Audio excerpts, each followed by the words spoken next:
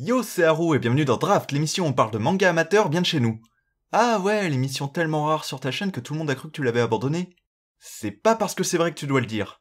Mais bon, c'est vrai qu'il n'y a pas eu d'épisode depuis un moment, donc pour me faire pardonner de cette longue absence, je vais vous parler d'un petit coup de cœur personnel. Une très bonne découverte que j'ai fait il y a peu, mais qui a déjà réussi à me surprendre plusieurs fois. Du genre un manga avec plein de rebondissements? Pas vraiment. Oh? Pas du tout même. Où tu veux en venir alors? Ne sois pas trop pressé. En tout cas, aujourd'hui, on parle de Unumen no Pa. Donc Unumen no Pa est un manga indépendant de Bookido qui compte à ce jour un seul chapitre de 51 pages. Cependant, il est loin d'être le premier manga de l'auteur. En effet, Bookido a réalisé un bon nombre de bandes dessinées disponibles gratuitement sur le net, certaines encore en cours. Mais tout ça on en reparlera tout à l'heure. Avant toute chose, résumons l'histoire. On suit Christelle et Elodie, deux jeunes filles qui se sont spécialisées dans la distribution de courrier dans des régions reculées ou trop accidentées pour les véhicules. Ce premier chapitre nous fera suivre leur première livraison auprès d'un faiseur de nuages. Alors normalement, là vous avez deux questions qui vous viennent à l'esprit. La première étant... c'est tout? Oui, je vais être honnête, ce qui fait la force d'Unumen no Pa, c'est clairement pas son scénario qui est relativement simple. La seconde c'est quoi un faiseur de nuages? Eh bien, ce que je n'ai pas précisé, c'est que l'univers d'Unumen no Pa est un univers fantastique, rempli de créatures, d'animaux et de métiers totalement improbables dans notre réalité. Alors je vais pouvoir arriver au premier point fort du manga, son exposition. Unumen no Pa ne va pas exposer de manière explicite son univers, il va nous le faire découvrir par le voyage des deux jeunes filles, en nous présentant progressivement des caractéristiques de celui-ci qui leur sont déjà connues. Alors la progression ne stoppe jamais, l'histoire ne fera du descriptif qu'au moment où celle-ci le justifie, par exemple au moment où le faiseur de nuages racontera aux héroïnes comment il travaille. Pour autant, quand cela arrive, ce n'est pas fait de manière à ce que le lecteur capte toutes les subtilités de l'univers, mais uniquement ce qui lui est présenté. Le manga met bien un frein entre son univers et le public pour lui faire garder son aspect magique et encore aux possibilités infinies. Bien sûr, tout cela est soigné par la forme que je trouve magnifique, c'est bien cela qui m'a initialement donné envie de lire Unumen no Pa. Première chose que je tiens absolument à saluer, c'est que le dessin est fait de manière traditionnelle, à la peinture. Et pour le coup, j'avoue que ça fait plaisir de voir une histoire dans ce style, quand j'ai l'impression qu'aujourd'hui, une très grande majorité des mangas indés se font au digital.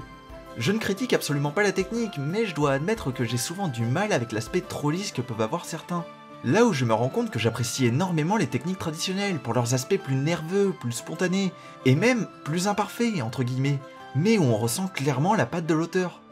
Justement, c'est l'impression que me donne Unumen no Pa, qui se permet en plus un découpage efficace qui le rend très fluide à lire. Mais justement, en parlant du dessin, je crois que je vais devoir parler de l'un des seuls défauts, qui n'en est pas vraiment un, mais qui a dû vous interpeller concernant ce manga. C'est qu'il n'y a qu'une quinzaine de planches terminées, les autres n'en sont encore qu'au stade de storyboard. Bon, très sincèrement, même en storyboard, la forme est efficace, mais bon, quand on découvre le tout avec une forme aussi excellente, c'est dommage d'être stoppé comme ça. Après, en ce qui concerne l'histoire en elle-même, comme je le disais plus tôt, c'est relativement basique, mais très efficace. En seulement 50 pages, on n'a aucun mal à vouloir revenir dans ce monde et suivre ces personnages, qui sont extrêmement attachants au vu de la longueur de l'histoire. Malgré tout, je dois être honnête avec vous. En réalité, tout ce que je vous ai dit jusqu'à maintenant n'est pas ce qui m'a donné envie de vous parler d'Unumen no Pa. Cela a juste été une amorce. Ce qui m'a vraiment donné envie de vous en parler, c'est quand, après ma lecture, j'ai jeté un coup d'œil sur l'ensemble des BD qu'avait fait Bookido. Et je dois bien avouer que c'est assez génial. Sur son compte Manga Draft, on peut retrouver une dizaine d'histoires faisant de 5 à plus de 90 pages, et je suis réellement surpris de voir à quel point elle a réussi à se trouver une identité au sein de ses travaux, tout en essayant de toujours innover. Soit plus clair, je comprends rien.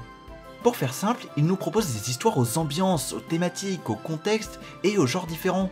Des histoires courtes sans prétention, comme d'autres avec un peu plus d'ampleur. Pourtant, dans la majorité d'entre elles, on ressent des mimiques, des volontés qui les rendent cohérentes au sein de son œuvre. Déjà, le regard bienveillant qu'il porte sur ses personnages, en nous montrant leurs aspects les plus bons, les plus gentils, leur volonté de bien faire, d'aller au-delà de leurs craintes, et aussi une certaine douceur très apaisante.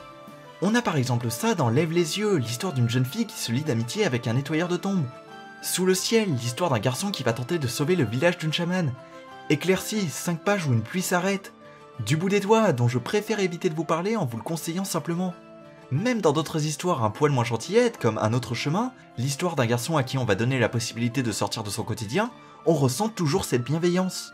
Et pourtant, toutes ces histoires ayant un traitement similaire se distinguent radicalement les unes des autres, ne serait-ce que par leur forme dans les techniques de dessin utilisées, la narration et le découpage. Et bien que je trouve cela déjà excellent, il y a à côté ces autres histoires où il s'autorise des choses radicalement différentes. Par exemple, Le Cueilleur de Souvenirs, qui est purement contemplatif tout en ayant un style unique dans ce qu'il a pu faire. Le Rat des Villes et le Rat des Champs, une histoire complètement barrée qui ne nous explique jamais rien mais qui n'en reste pas moins prenante. Morceau de Charbon, son histoire la plus récente, plus sombre, où justement des personnages comme on a pu souvent en voir dans ces histoires doivent affronter plusieurs malheurs qui se succèdent. Ou celui qui m'a le plus impressionné lors de sa lecture, Sommeil. Une histoire d'horreur où il mélange plusieurs styles dans une ambiance pesante qui met vraiment mal à l'aise. Un conseil, lisez-le après avoir lu les premiers que j'ai cités, le contraste ne rendra la lecture que plus forte. Après, n'allez pas me faire dire ce que je n'ai pas dit, plusieurs de ces histoires ont des petits défauts, que ce soit en termes de dessin, de découpage ou même de scénario. J'avoue par exemple que j'ai pas réussi à accrocher à Aigri. Désolé, on peut pas tout aimer. Mais Bookido n'en reste pas moins un auteur de talent qui a commencé à se constituer une véritable œuvre. Si cette vidéo a pour sujet Où nous mène nos pas, c'est seulement parce que c'est grâce à cette histoire que je l'ai découvert. Mais l'objectif avec cette vidéo est bien de vous intéresser à l'ensemble de ces BD, et surtout de le suivre un maximum car il le mérite 100 fois. La lecture de ces mangas ne sera pas longue, moins d'1 heure, mais elle vaut le coup. C'est pour ça que je vous conseille de vous y intéresser dès maintenant. Pour rappel, tous les liens utiles sont dans la description.